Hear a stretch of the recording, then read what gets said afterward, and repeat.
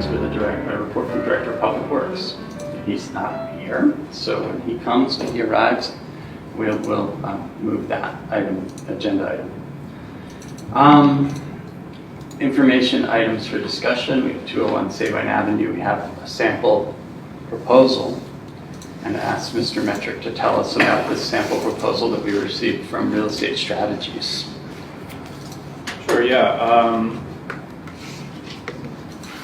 I had a few contacts that I called about being able to assist the borough with publishing and evaluating an RFP for development proposals for 201 Sabine Avenue. And the conversation started with Ms. Beckett from RES in Paoli because, frankly, she sounded really into it on the phone, had a really impressive resume, and happens to have her office not far from where I live. So there was some manager convenience there to meet her and talk over things. So I explained to her what our situation was and gave her our background information, a map of the site, and we went over the rough outline that we had talked about in committee, maybe it was a couple months ago, Bob, if I'm not mistaken. Yes. So I think Beth at that point, Beth had a pretty good idea of what the borough was looking for, what our what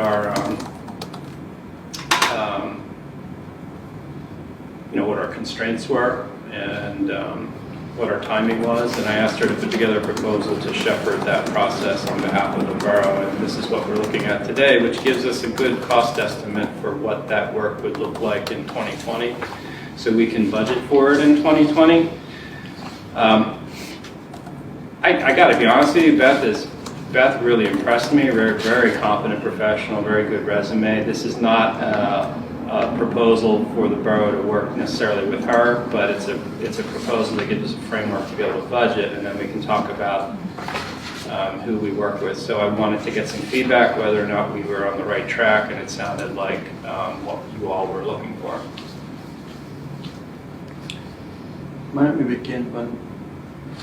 Yeah, I mean, I looked at some of the projects she worked on, and they're 300-acre sites. So this is a 3-acre site. So I guess my question is A, is this something that is going to get the firm's full attention? If they're used to dealing with much larger projects and they have this very small project in comparison, big for us. Is this going to are they going to take it seriously? And I guess the other question is, I wasn't around for the initial discussions, but this is something that we prefer to outsource rather than handling in-house. I mean, again, given that it's a smaller scope, do we need an outside firm for this? So those are my two reactions. Michelle? Those are good points, Fred. No, yeah, I don't. I mean, we had talked about having an outside firm for this.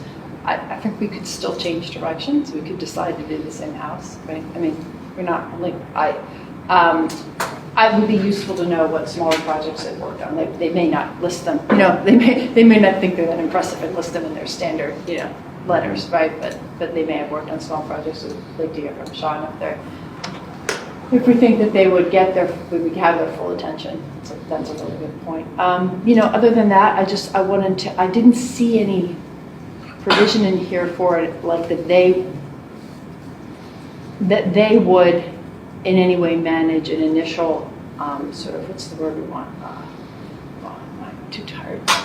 Public kind of outreach. That's not the word I want, but I'm not sure if that's where that falls. Public engagement? Thank you. That's the word I wanted. I'm just really tired still.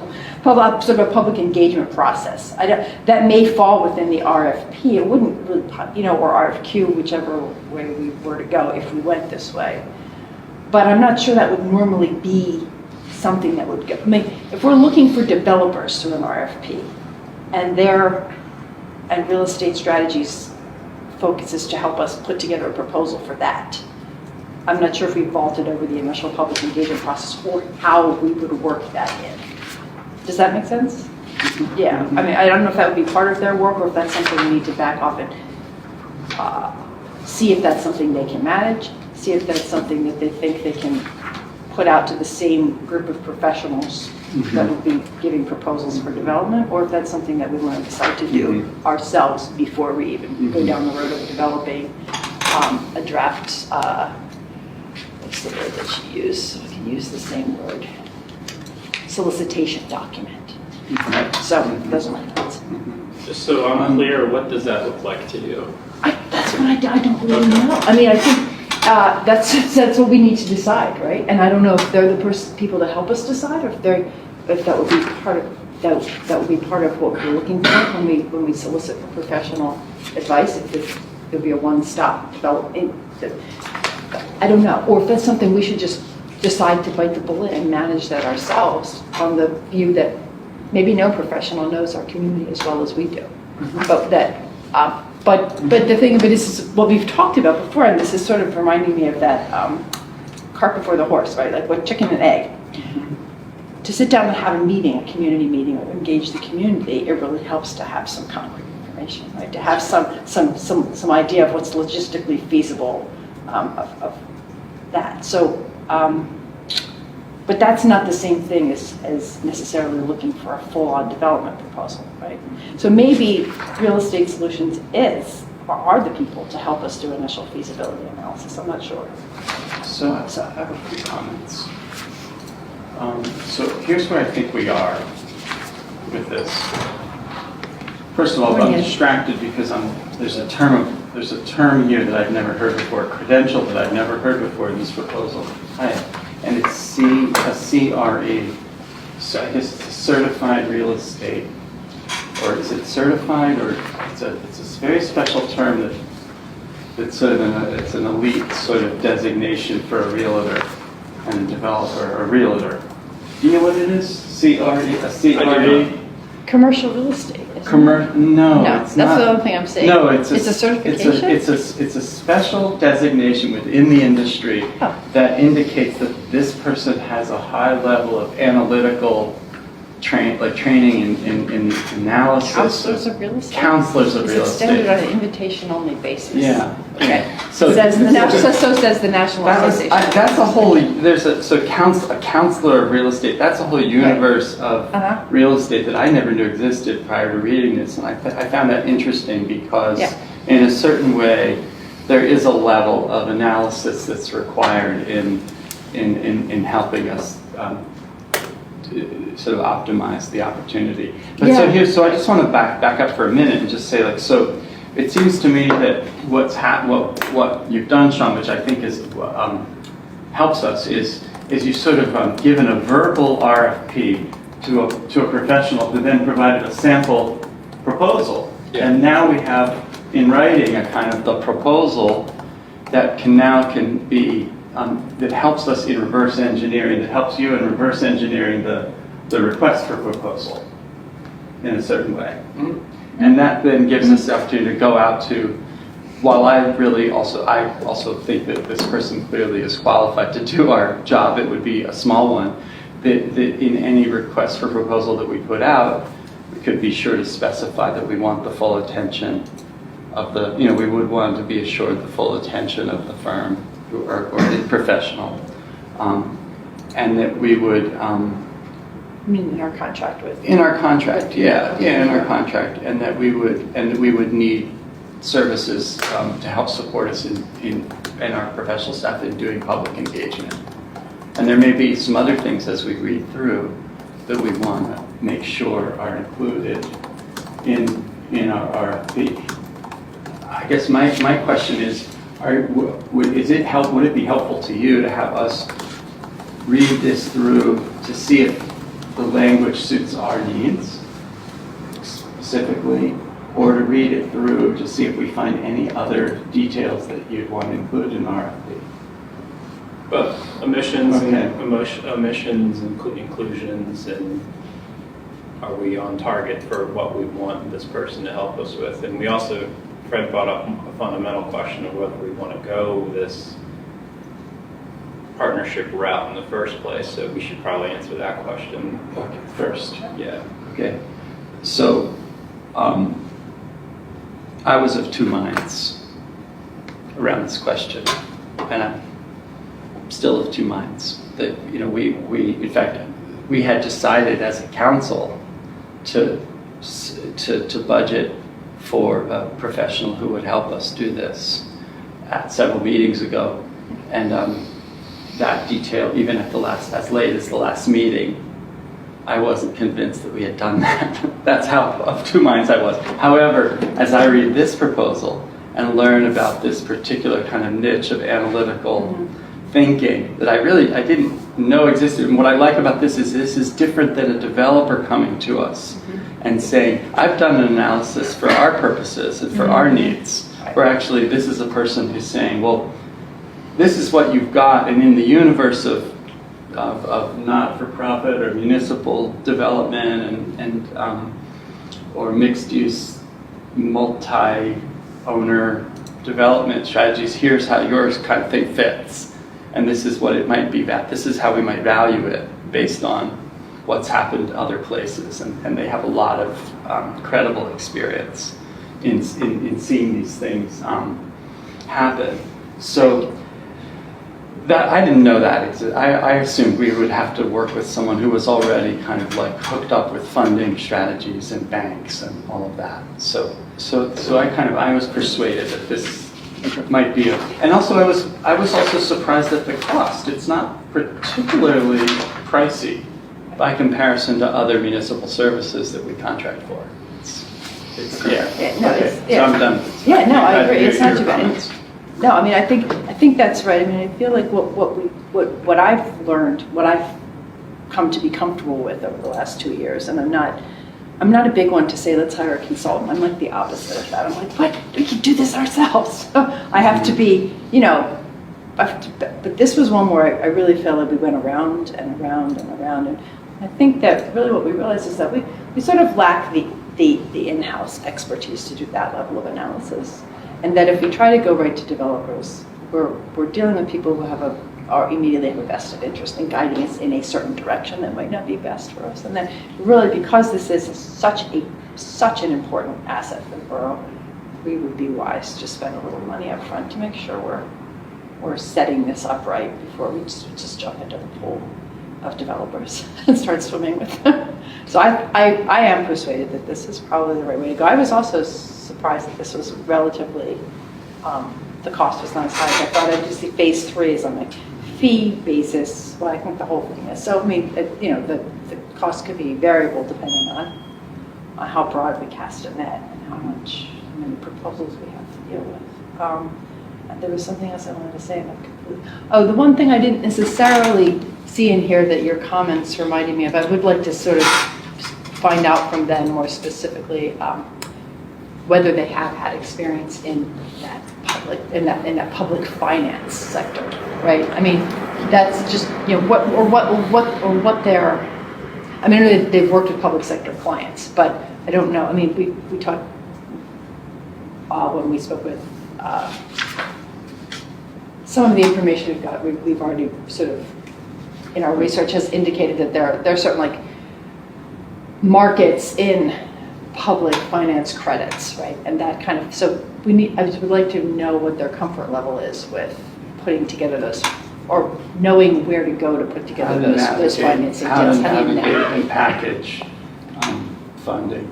It's part of the opportunity that a municipality has is access to federal and state credits. Sometimes credits or money or just tax incentives, and sometimes in partnership with a particular kind of not-for-profit organization that they qualify for additional benefits, and there are funders and banks and people who work with all these kinds of strategies and sort of to optimize. Right, there's a market in those credits that you can sort of Parliament. I wanted to pop in because I'm thinking that if I were listening to this conversation, I might think that we're talking about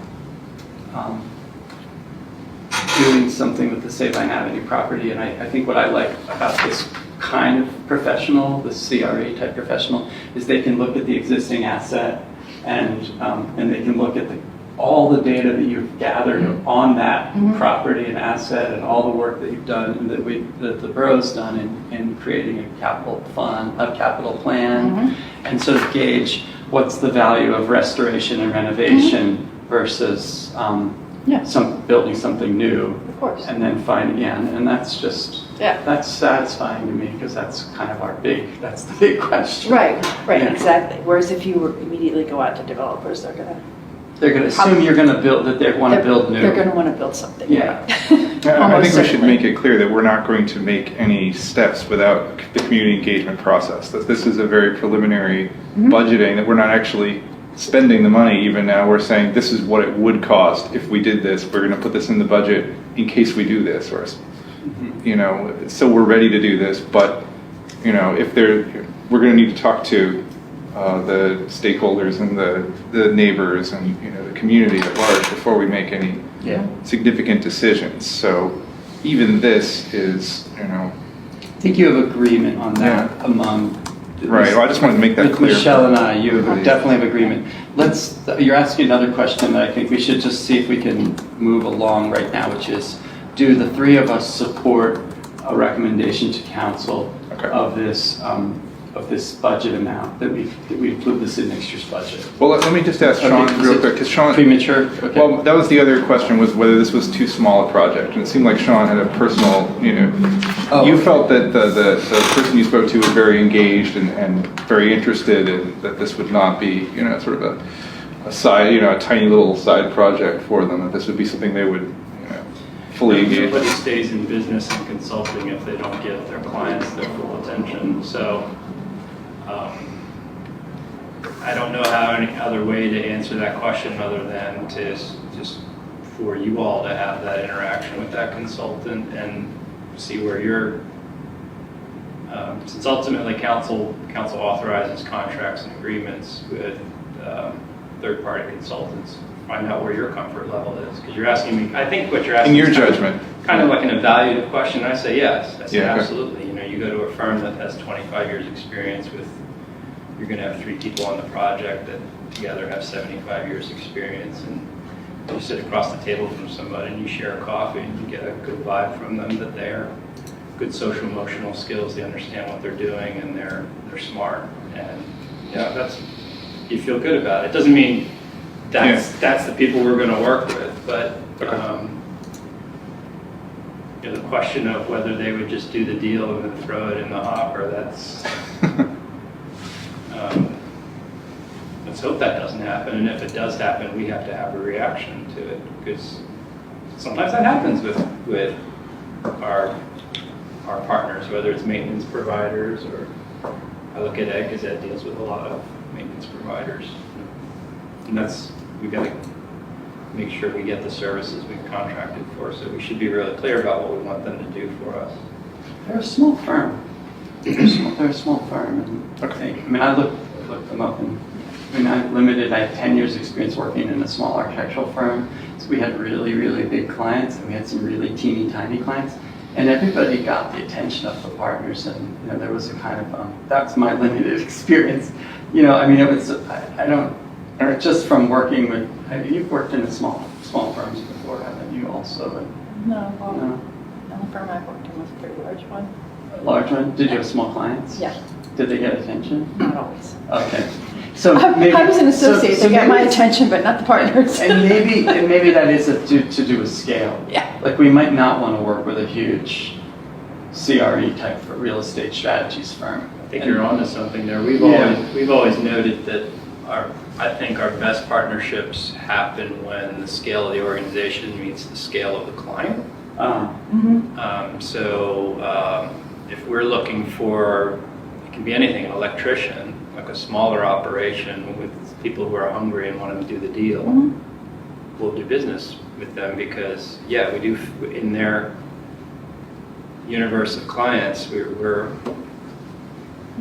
shoulder to shoulder with them. But if you go hitch your wagon to a 500 million revenue company, and they're working on a $200 million project over here, and you've got a $5 million project.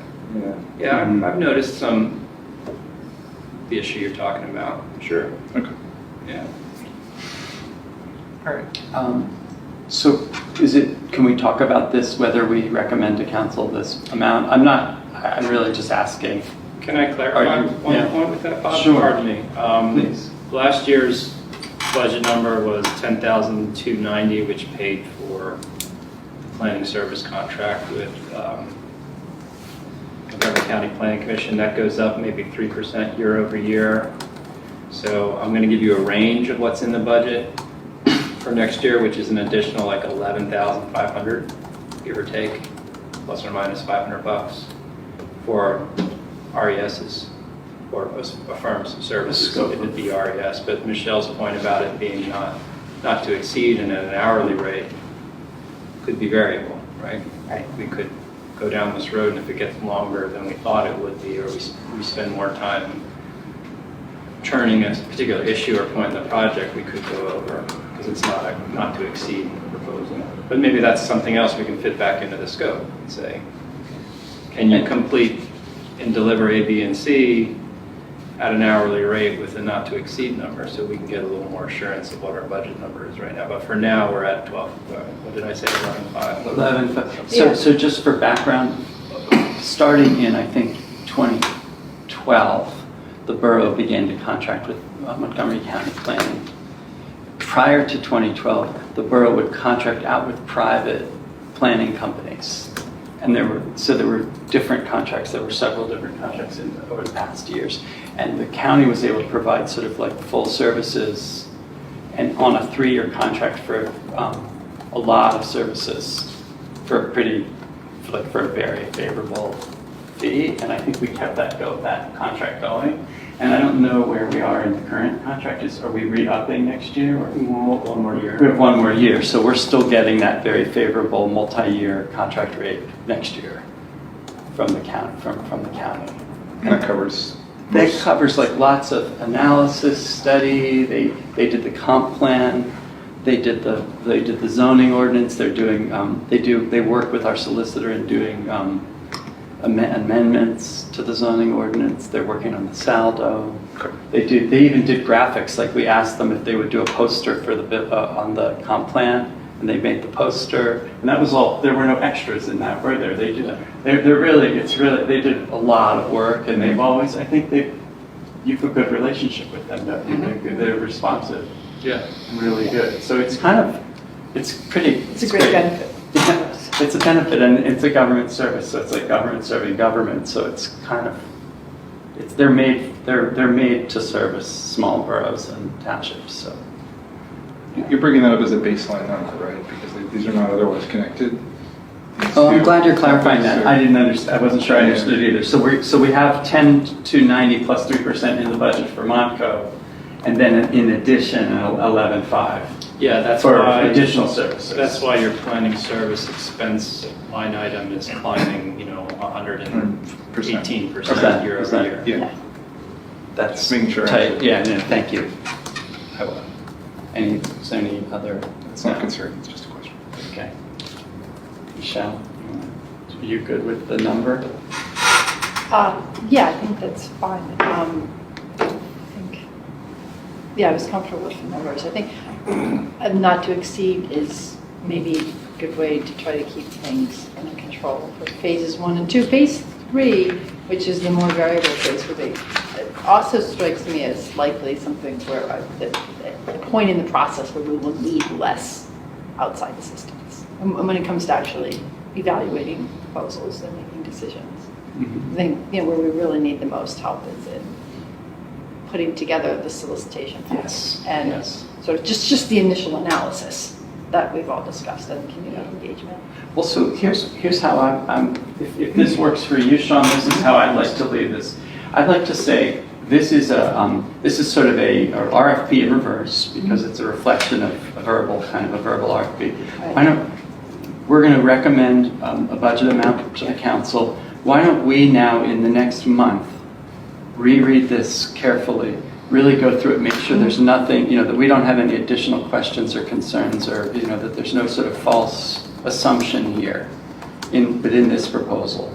I read it somewhat closely, but there were things I didn't really pick at it, and I think then we get those comments back to Sean so that he can then incorporate those into his thinking.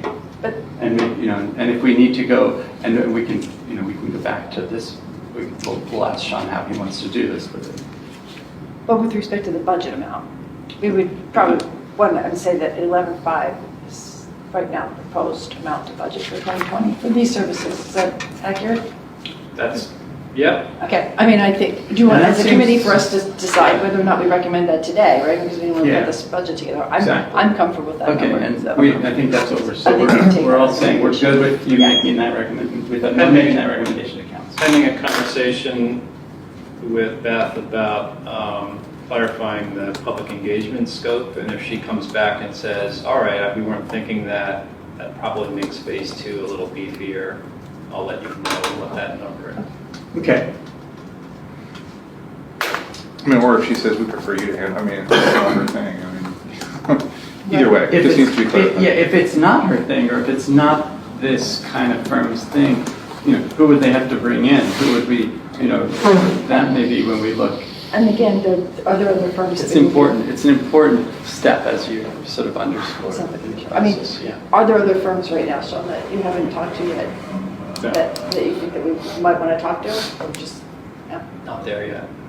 I mean, is that something that we want? I guess, I know right now we're just talking about budgeting, and this gives us a framework within which to do that, but as we move forward towards actually concluding it, entering into a contract with a firm that does this analysis, are there any other firms that we need to talk to at this time? Oh, I think we should be talking to There are. at least 3. All right, so you've got some other in the Have pipeline? some or- leads, yeah. Okay. Yeah, we're really not Thank you. evaluating this firm at this time. No, I understand. Yeah, so,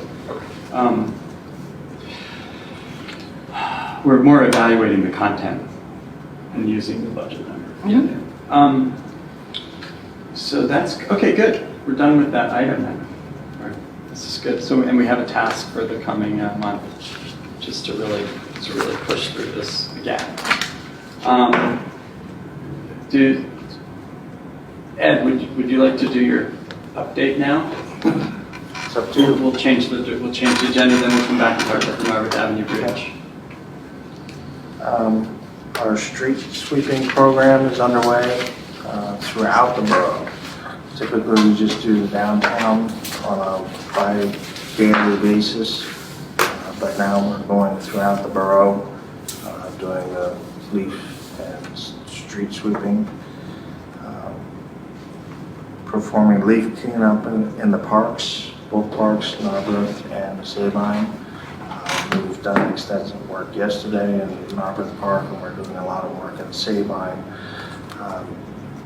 today in preparation for the skate park event that's happening. We also have the scavenger hunt on Forest Avenue scheduled for Saturday. We have some storm sewer work at 201 Sabine that was completed on the back side of the building to make sure all the drains were cleared. And then we have some additional work coming up this weekend at Woodside and Maple. The Borough leaf collection starts this weekend, October 26th, and will run through December 7th. So every Saturday for the next 6 weeks, 7 weeks. We encourage folks to get their leaves in paper bags out to the curb, and they will be collected every Saturday from this weekend until December 7th. What's the event that's happening on Forest Avenue? The witch, Which is the Norbert. Oh, the witches. yeah, Oh, the witch scavenger hunt. Yeah.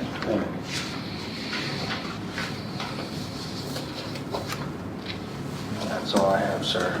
Thank you. Norbert Avenue Bridge update. I have a few things, but you Go ahead. why don't you- it was just that at the last council meeting, we began to have a discussion that Sean initiated about the art, and subsequently the consultant that the borough's been working with did check back in with the 3 finalists and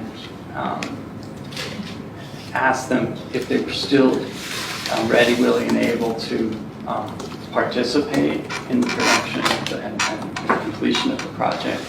And I think he got an affirmative answer from all three.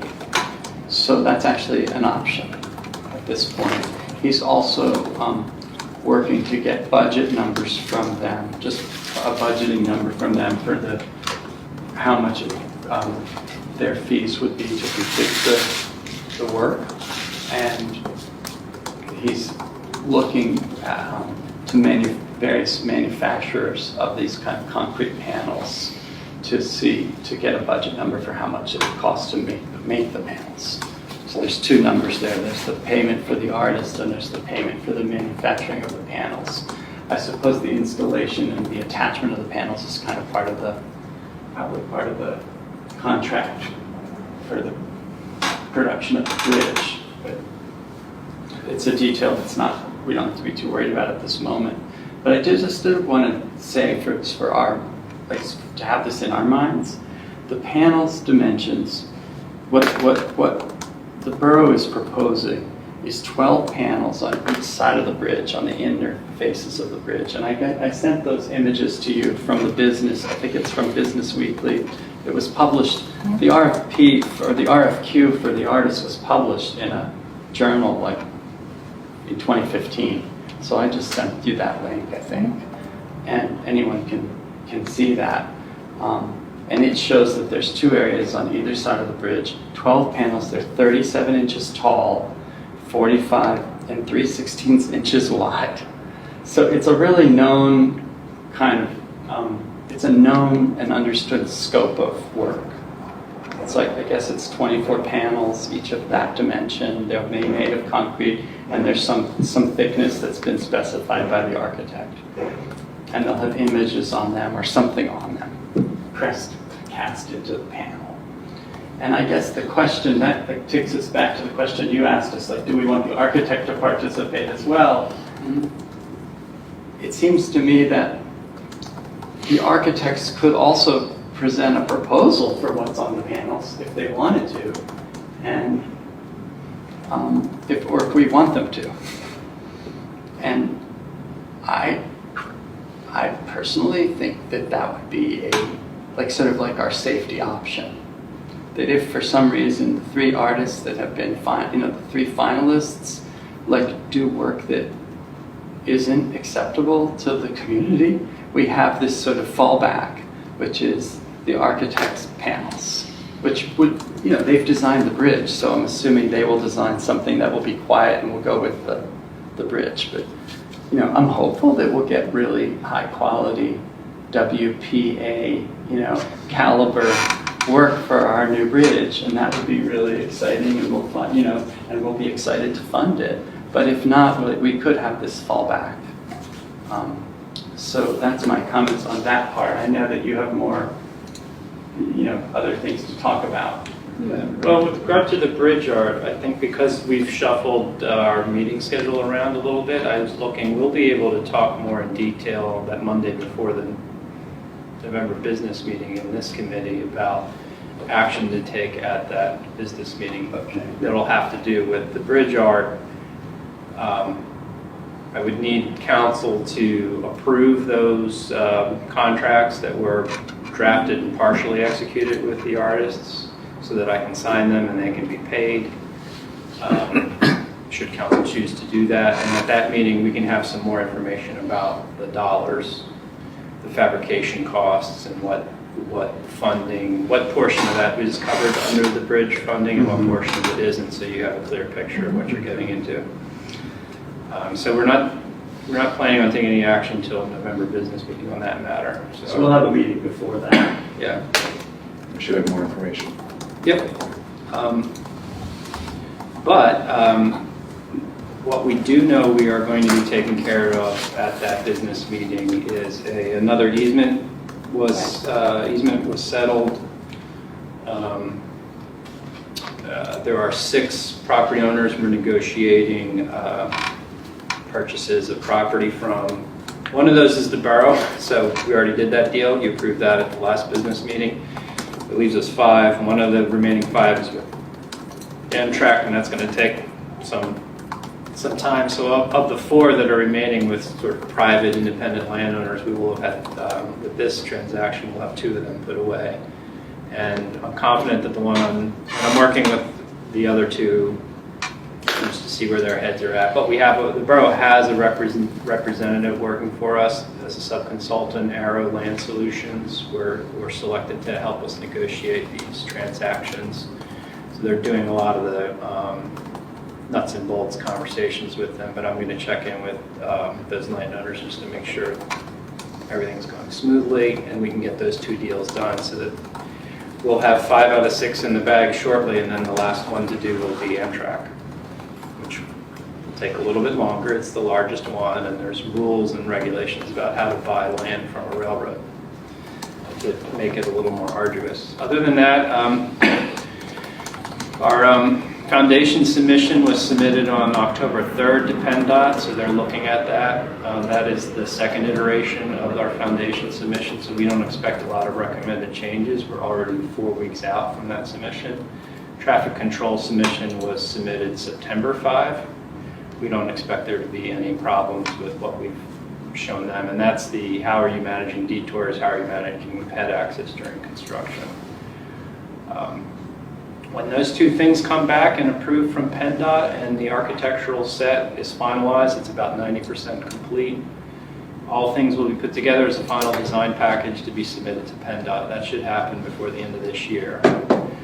At that time, the consultant will want to be looking for a public meeting to go over details of the bridge. We'll announce it, we'll publish it, we'll get as many people into the idea. They'll come and they'll be able to talk with our design team about the bridge. We can talk about construction schedule, we can talk about expectations of timing and so forth. The only other hurdle that will need to be completed after final design is submitted is, of course, PennDOT approving the final design. And let's hope that after 11 years of designing a bridge, they've got the details all worked out. After that is the PS&E, which I always forget what PS&E stands for.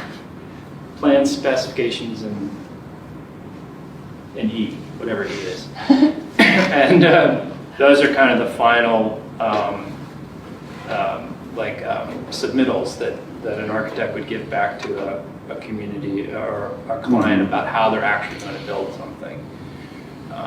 And that's the last step before it goes out to bid. But that should just happen like clockwork because all the other work's been done. So we should be going out to bid once all those things are in place. And our design team at Pannoni will give us more information about what that looks like. So I'm not going to give any expectations of timing because I don't know what those are yet. I'm going to lean on them to let you all know what that looks like.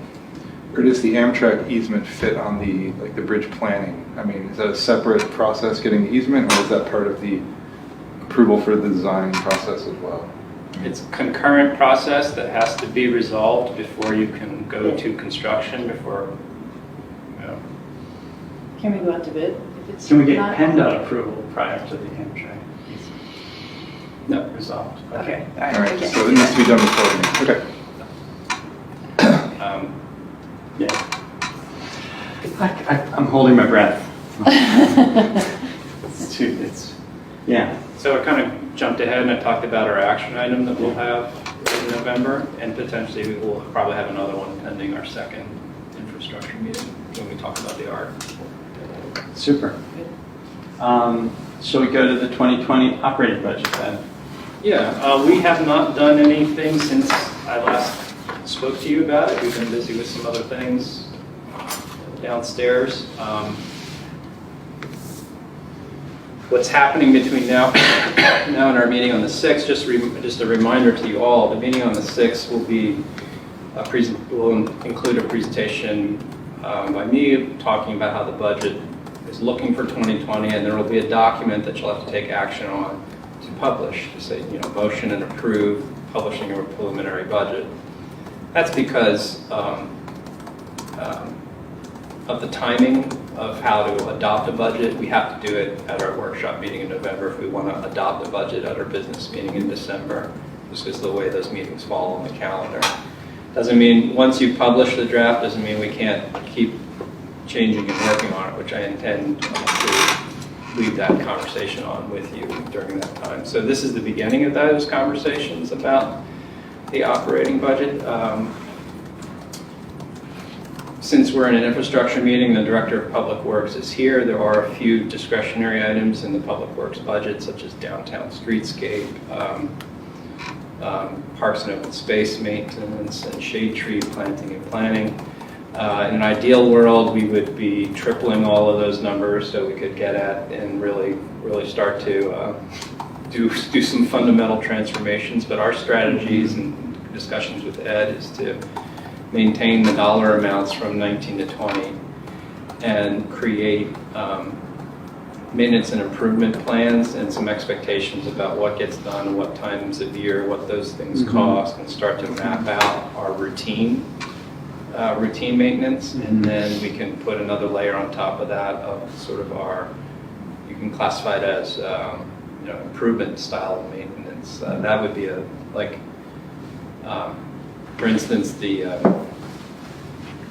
installation of AstroTurf around the dugouts is an example of a project that's maintenance. It's not a capital item, but it creates some sort of fundamental improvement to the facilities. So we're going to be focusing on some of those. And it'll be Ed's responsibility to detail those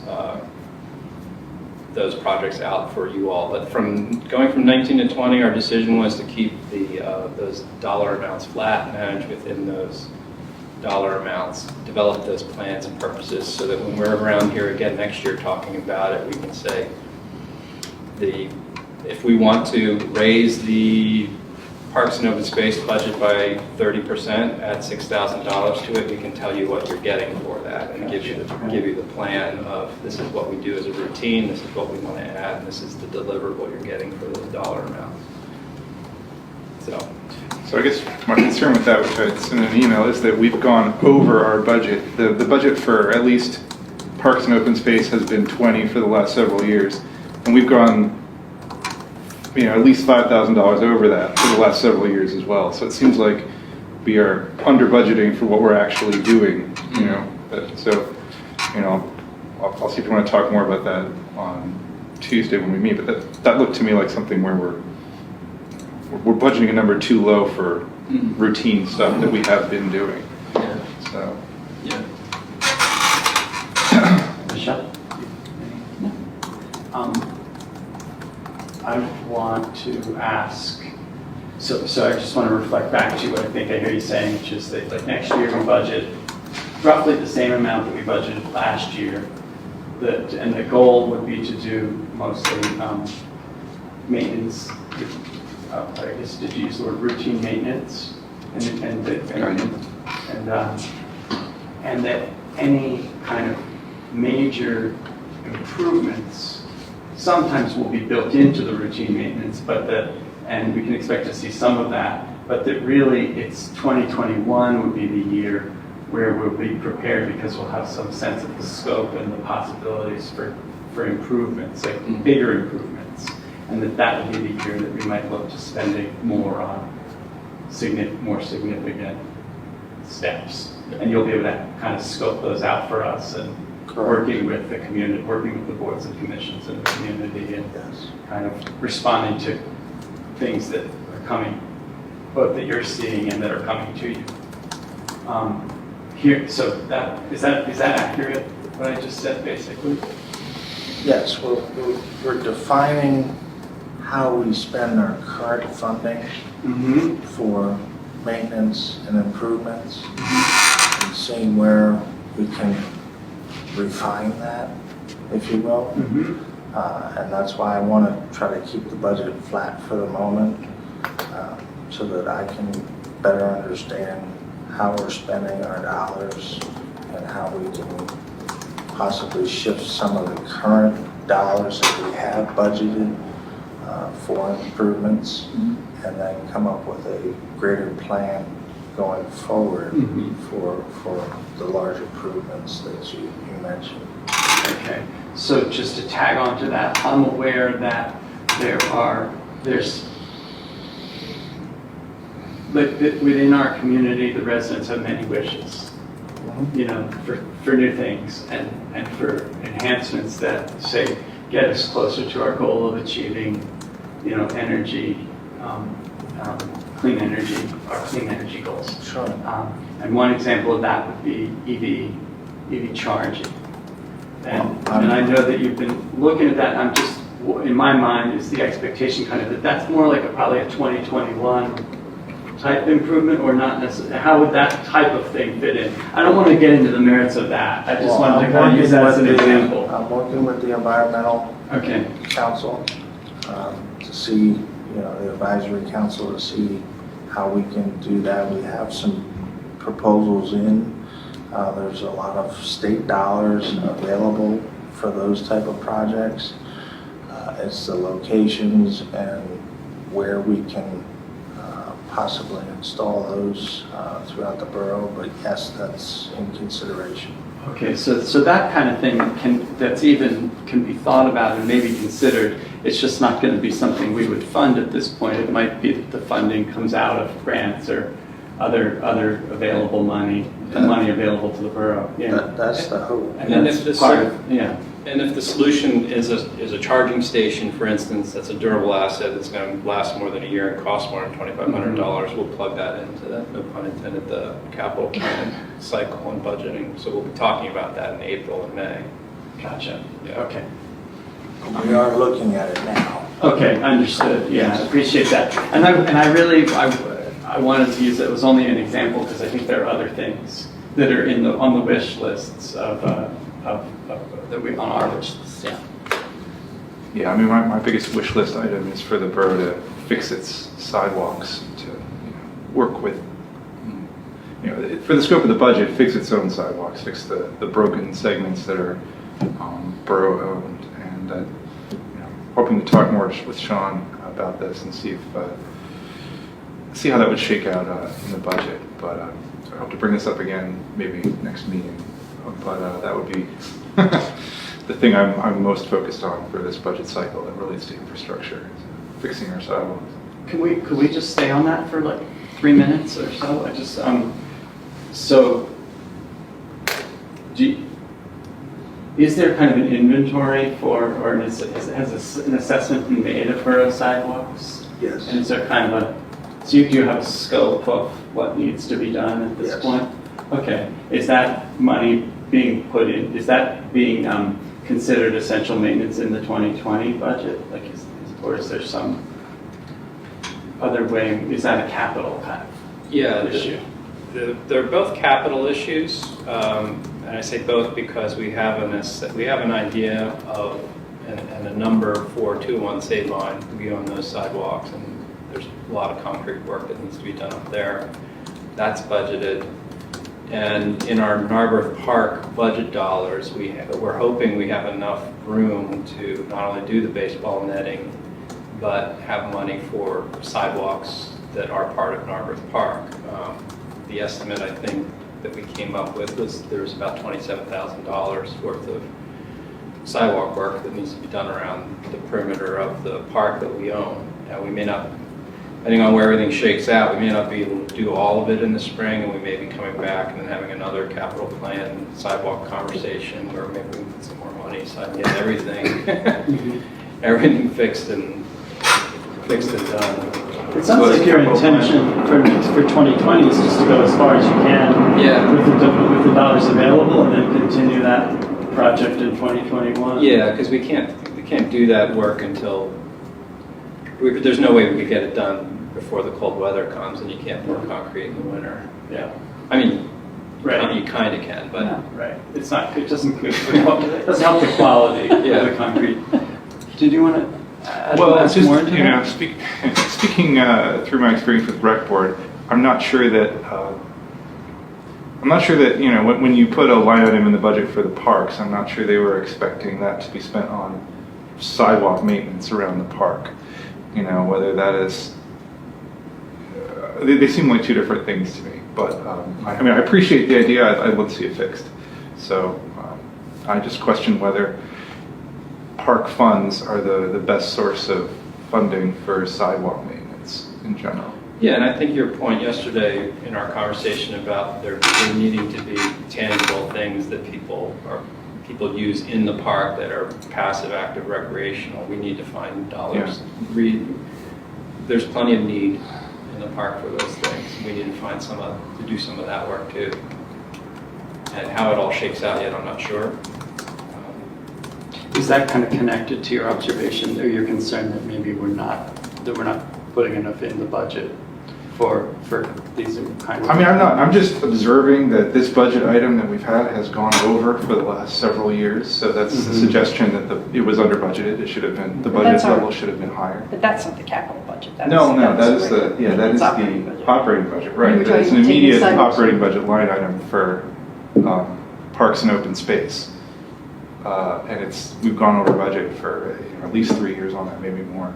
So I think the budget was unrealistically low. Right. I mean, Well, there has to be a plan for cutting. Stay with it for a second. Here's how I see that, is I see a real conscientious willingness to really kind of hold the cap on spending and do as much and make those dollars go as far as they can go. That's what I hear our Director of Public Works saying. I'm going to take that same amount of money, I'm going to make those dollars go as far as they can possibly go in the coming year. And then, like that in itself is kind of like action research for the following year.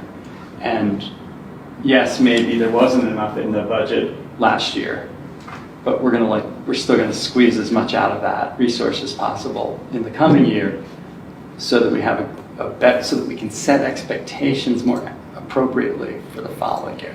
See, I think that's how I'm hearing it.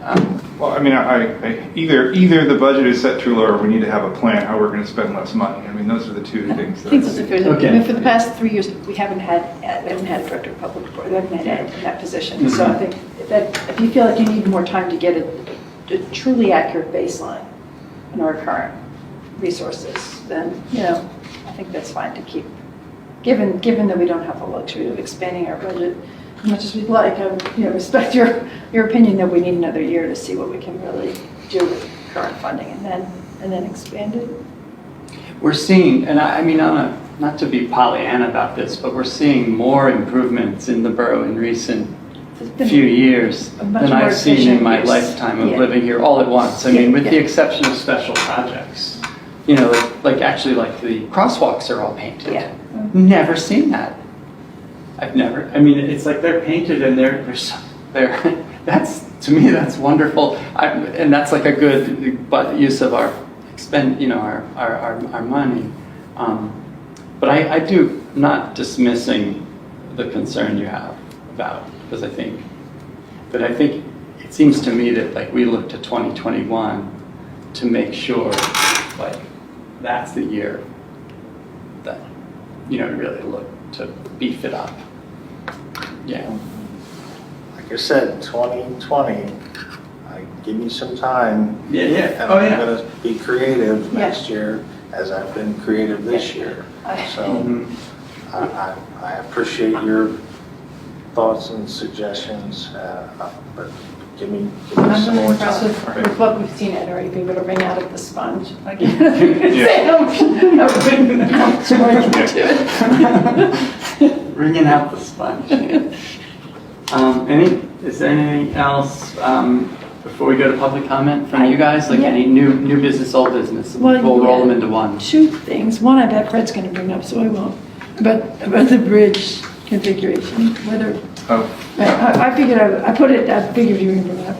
I'm just curious to know if we have an update on implementation of the bicycle infrastructure grant. I know there was some hope we might be able to move forward. And I think the last meeting we talked about in the coming weeks too.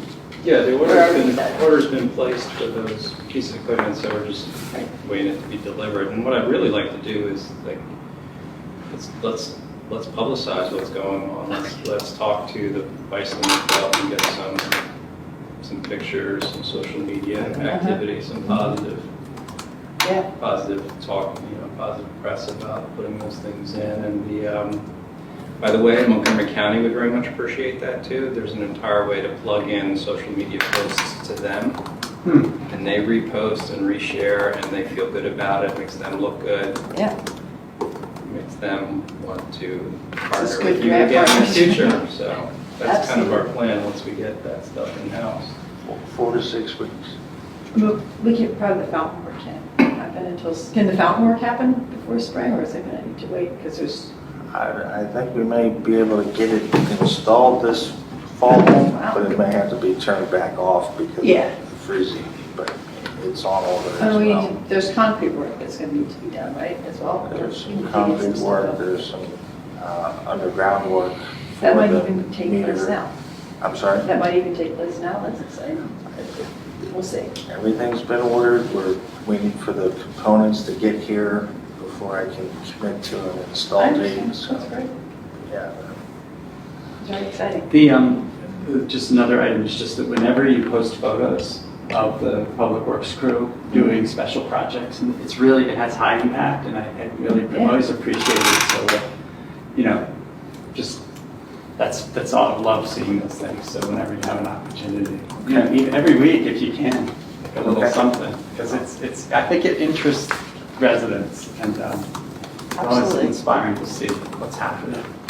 For the bridge, we had a stakeholder meeting that Sean and Michelle organized.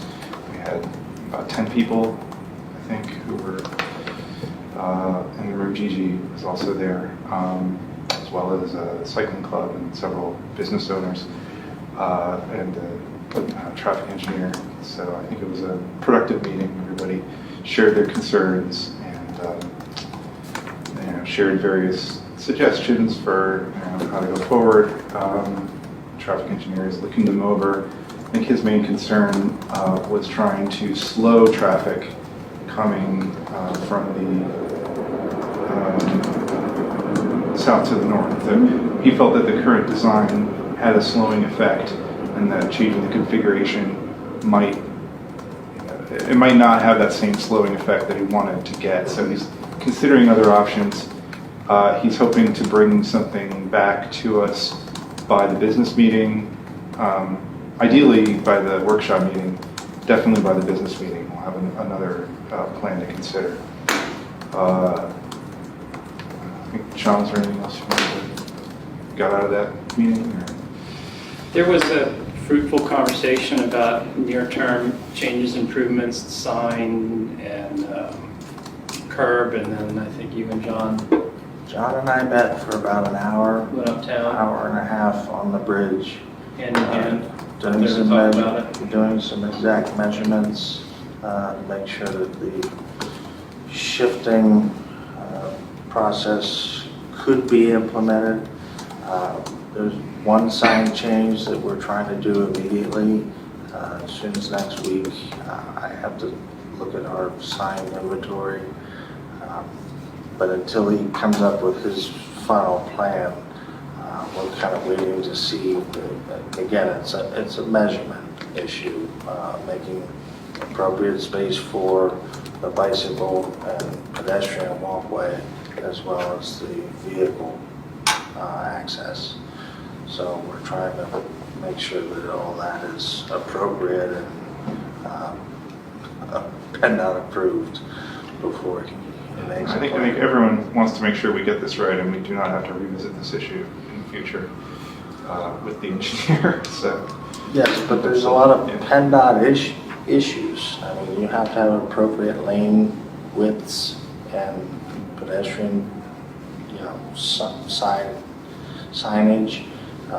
So we're trying to make sure that all that is appropriate for the conditions that are on our current bridge. So I hope, like you said, to hear back from him within a couple of weeks. Thank you. So, there was one other issue that's been brought up. I haven't really gone into more detail, but there's some citizens who've been talking about banning gasoline leaf blowers in the borough, about trying to set up a proposal to prevent them as being too noisy and too polluting. So they're talking about bringing this issue before council. So I thought I'd mention it here that there seems to be citizen interest in this idea. So I don't really have more to add to that at this time, but it'll probably come on. thank you. Any public comment? Seeing none, we are adjourned.